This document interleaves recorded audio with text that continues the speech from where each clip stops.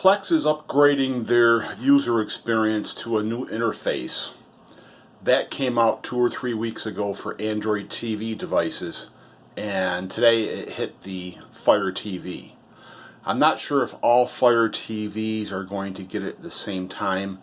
I'm using the latest 4K Fire Stick that goes for about $50 that has the universal power button and volume controls.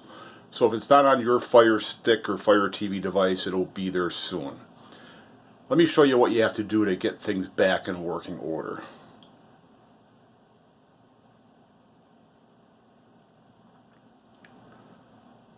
When you first start Plex, you're going to be greeted with this screen. So basically, from home, just slide over and click the Reset to Defaults. It's hard to read or hard to see. Click that.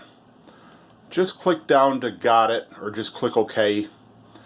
And you should only see main server on Synology NAS. No one else has the old laptop server accessed through yours. But if you do, make sure that's checked. Slide over to Continue.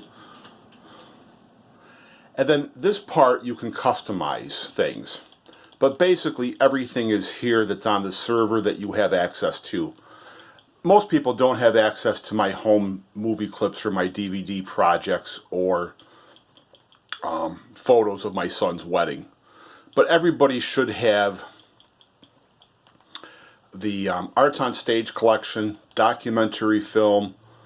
Only a couple have access to this Lifetime TV movies. Just 4 movies for my aunt. Nothing most people would want. The regular movies section, the movies DVR section is always empty. The IMAX movies, musicals, my music. This is a new one, TV shows, channels, DVR, something I'm experimenting with and may in the future replace the TV shows DVR OTA category.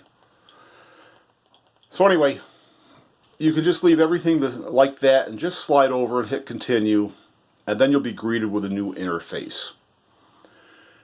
So what's nice about this, let's go down to movies, is when you're on the movies screen, you can just slide over and you'll see the recommended tab first. And if you drop down, you'll see recently released movies by year or the recently added movies in the order I put them on the server, and then some suggestions. But it's real easy to switch between the library, which is just all the movies, and the collections by just going back and forth between recommended, library, and collections. So some people get lost. They can't find the collections with the old interface, and this is really easy. So say you wanted to watch Christmas movies. You just come in here and it will display them in the order that they were released. So say you want to play with something. You don't want to see Arts on the Stage. You slide over to the 3 lines, click that, and you can unpin it from the sidebar, which will make it disappear. Or you can reorder things. If you want to bring the movie collection to the top, that's really easy to do. So I'll go to the movie section, slide over to the 3 dots, select that, choose Reorder, and you'll see that I'm just bringing that right up below Home. Click the OK on the remote, and there it is. It's reordered now. The only unfortunate part is if I add a new library, which is what all these are, you won't see it now. Before, if I added it, it would just be on your screens.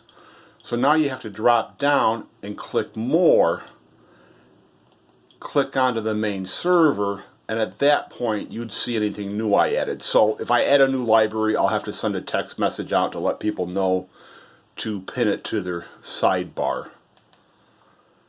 So that's basically it, but I just want to do one more thing. So if you go above Home, you see your own Plex account. If you set up Plex on a new device, just remember you always have to go into the settings by clicking your own username. And you'll want to do two things. You'll want to turn on sign in automatically, and you'll also want to go to video quality and change the home streaming to maximum and the remote streaming to maximum also, and that will prevent you from transcoding on my server, which means my server has to work extra hard to convert a 1080 video to 480 or a 1080 video to 720. The more people that transcode, the less that can use it. And if everybody direct streams by setting these two settings to maximum, it seems like I can have a whole bunch of people on the server at the same time without any issues. Alright, so let me exit out. This is for the Fire TV. Now, this is actually a Roku TV. So if you're using a Roku TV, eventually you're going to get that same new interface. This Roku is from 2015, and the hardware of the Roku is kind of underpowered. So I'm not sure if this will get that new interface. But if you're using a newer Roku, expect the same interface to show up, and you'll go through the same steps in this video to get the new menu up and running.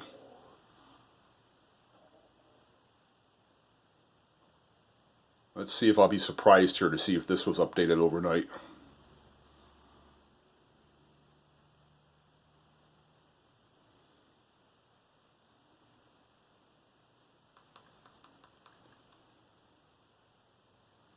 Well, it's slow.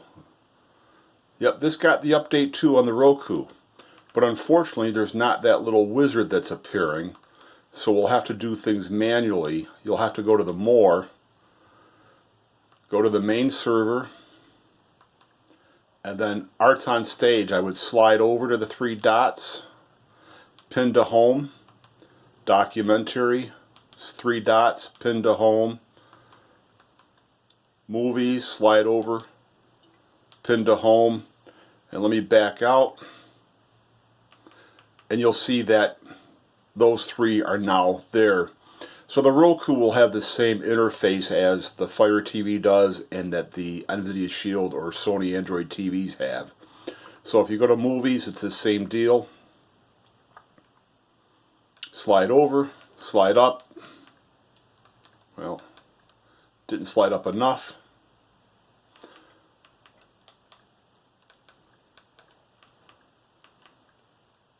Alright, so then you can go between the library with all the movies, the collections, and the recommended. You'll see how much faster the Fire TV is versus this older Roku interface, which is why there's a Fire TV on this TV. So anyway, that'll handle both Roku sets and Fire TV sets. And if you happen to use an Android TV, you must have figured this out yourself because you got that upgrade weeks ago. Anyway, happy streaming. Any problems, let me know.